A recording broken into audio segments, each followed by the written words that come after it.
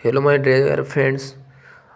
कल 5 फरवरी को जो कक्षा 9वीं के हिंदी का पेपर है उसके लिए मैं कुछ आईएमपी क्वेश्चन लाया हूँ। तो आप ज़रा देख लेना इन क्वेश्चनों को। पहला क्वेश्चन आपका पहला क्वेश्चन है प्रगतिवाद की विशेषताएं, प्रयोगवाद की विशेषताएं। ये क्वेश्चन बहुत आईएमपी है, मैं इनको बड़ी मुश्किल से छाँट के लाया हूँ, बिल्कुल मुझे बहुत टाइम लग गया था।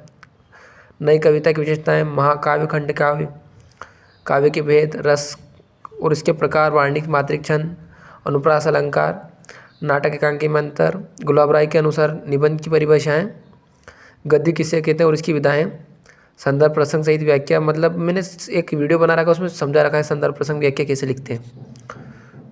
और अगला क्वेश्चन आपका, छोटे बच्चे को बैलों के प्रति प्रेम क्यों बढ़ पड़ा था और कांजी हाउस में पशुओं की हाजिरी क्यों ली जाती थी। और फिर हीरा और मोती के में दो गहरी दोस्ती थी, इस वाक्य को समझाइए। आप कैसे कह सकते हैं कि हीरा और मोती में दोनों में दोस्ती थी। अपनी यात्रा के समय लेखक को किन कठिनाइयों से गुजरना पड़ता था।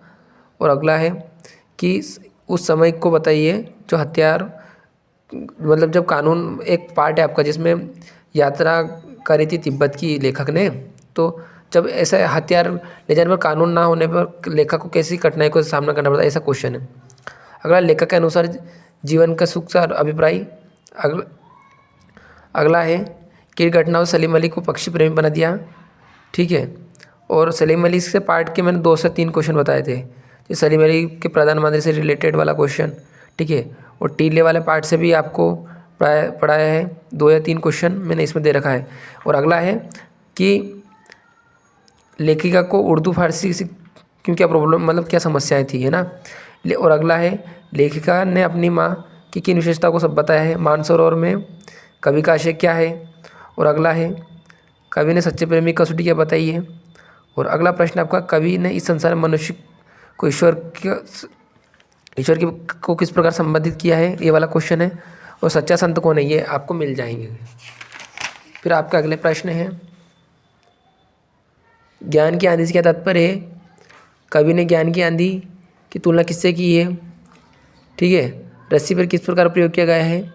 और कवियत्री के घर जाने की चाह वाला क्वेश्चन, कवियत्री द्वारा मुक्ति का प्रयास क्यों किया गया है, मतलब इससे क्वेश्चन है। ठीक है। और ये वाला क्वेश्चन जरूर कर लेना आप, ब्रज के प्रति कवि का प्रेम किन किन प्रकार से बताया गया है। सखी ने कृष्ण के किन रूपों को बताया है।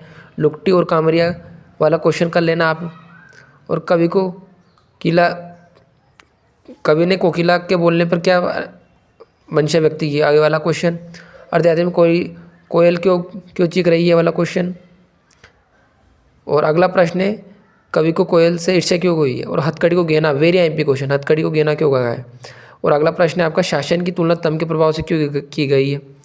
कवियत्री ने गांव में हरता जगमन वाला क्वेश्चन कर लेना आप एक। कवि ने किस मौसम का वर्णन किया है। गाँव को मरकसा डिब्बा खुलने वाला क्वेश्चन, वेरी आईएमपी क्वेश्चन है। अरहर और सनाई की खेती ने कवि को दिखने वाला क्वेश्चन कर लेना आप एक। लता ने बादल रूपी मेहमान को किस प्रकार देखा है। ठीक है। ये बहुत आईएमपी क्वेश्चन है। जिसके बाद आप अपठित गद्यांश कर लेना, 1-2 गद्यांश की प्रैक्टिस कर लेना, क्योंकि उसमें से छाट के लिखना होता है आपके इसके उत्तर। और निबंध तो कोई से भी आ जाए, स्टूडेंट लिख ही देते हैं। और प्रार्थना पत्र, या तो आपकी शुल्क मुक्ति किया जाए या फिर छुट्टी किया जाए। ठीक है। स्थानांतरण, मतलब टीसी चाहिए और पिताजी का स्थानांतरण हो गया, इसके लिए प्रार्थना पत्र भी आ सकता है। ठीक है।